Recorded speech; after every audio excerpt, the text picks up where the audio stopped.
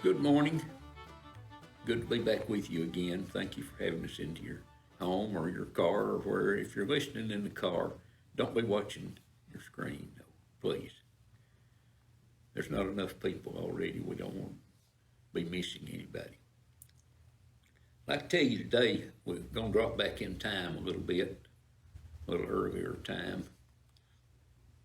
Back, go down to the community of Middle Branch.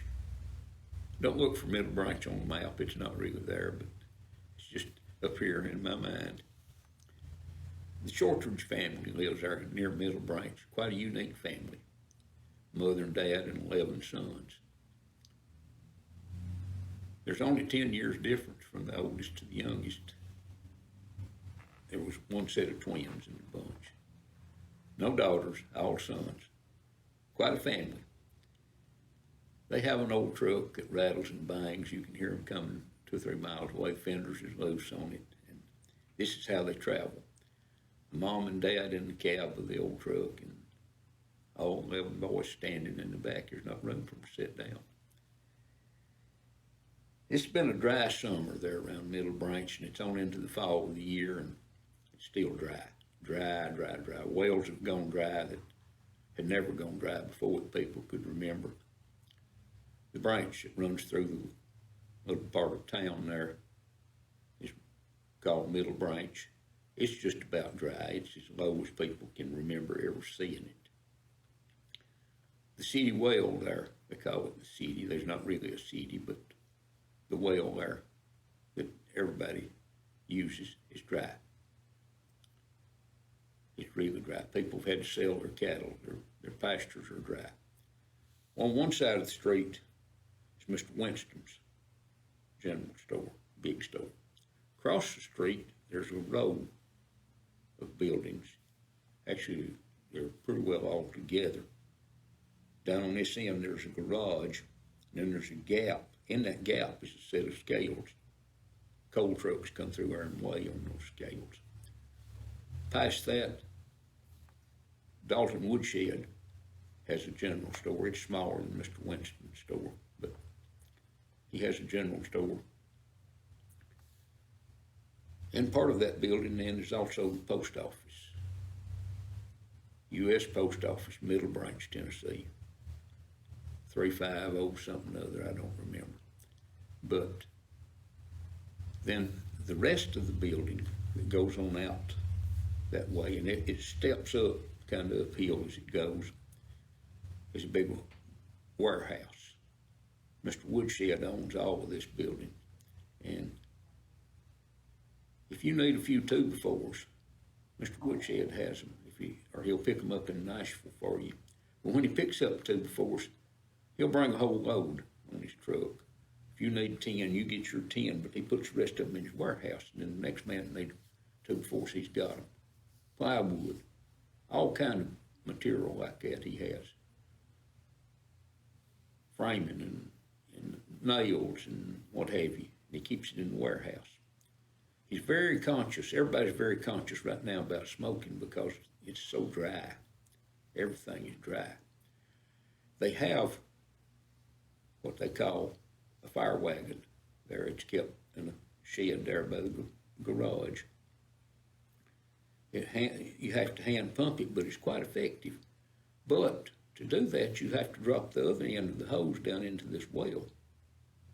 And then men will get on either side of it and pump that thing, and they can throw a big stream of water, and a couple of men man the hose. And it's very effective in fighting fire. But the well's dry, so there's no need in even getting it out. This particular day, somebody has got careless. Sometime after lunch, somebody runs in the store and tells Mr. Woodshed there's smoke coming out of the warehouse. He runs out, and there he is. The warehouse is on fire. He panics.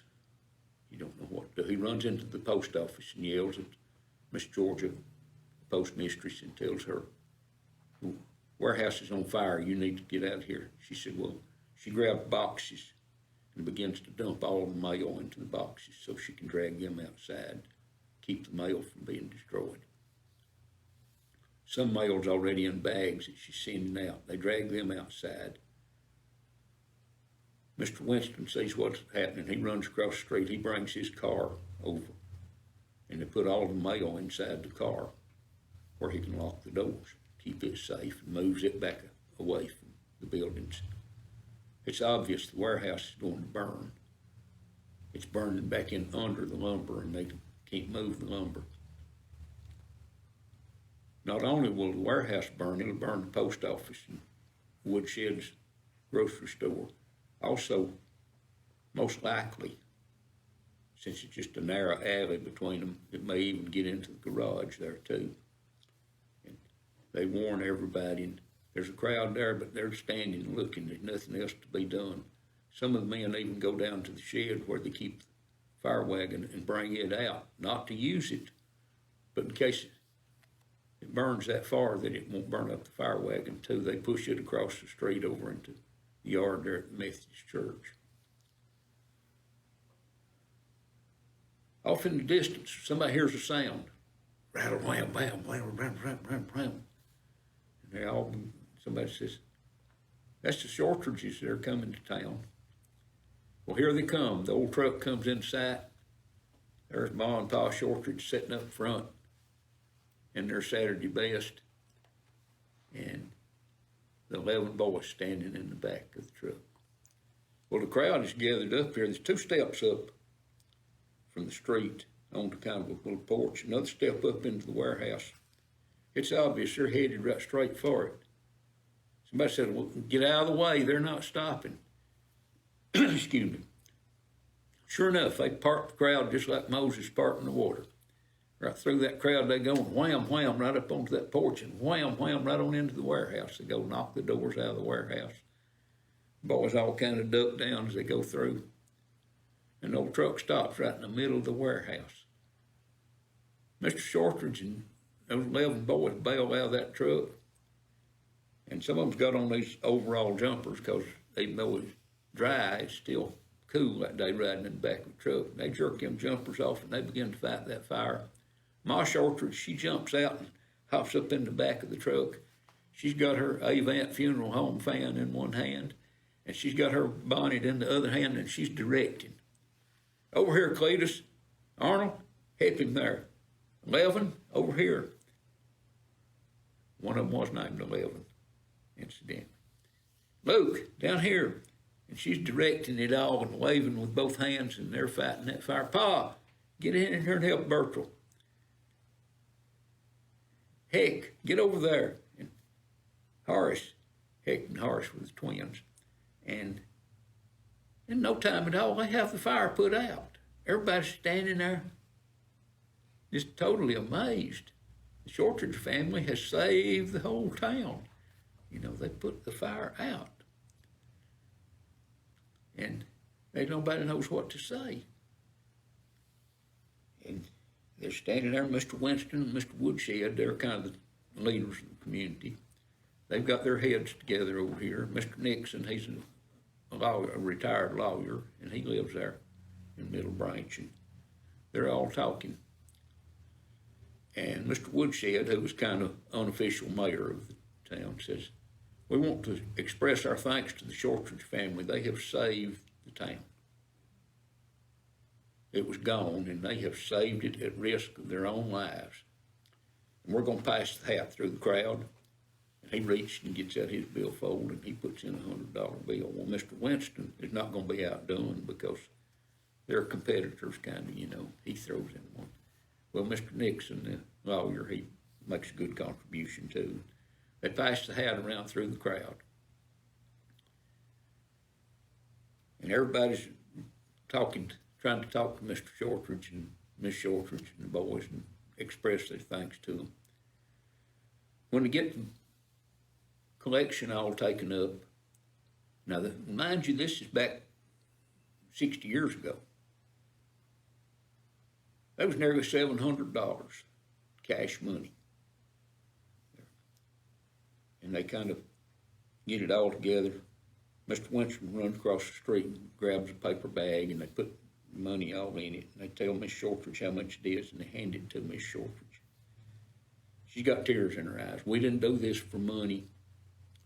That was not our motive at all. We didn't do this for money, but we sure appreciate it. Mr. Shortridge, he echoes what Miss Shortridge said. Yes, boys and I were glad to help out where we could. Mr. Woodshed decides that it'd be kind of, interesting to know exactly, not that he's nosy, but, what will you do with this money? What are your plans? So he asked Mr. Shortridge, he said, while we're all here and everything, Mr. Shortridge, what will you plan to do with money? Well, I hadn't really made any plans and didn't know that we were going to be rewarded like this, and I haven't really made that many plans. Although, the first thing I'm going to do before we do anything else, I'm going to get some brakes put on that truck before some of us gets killed.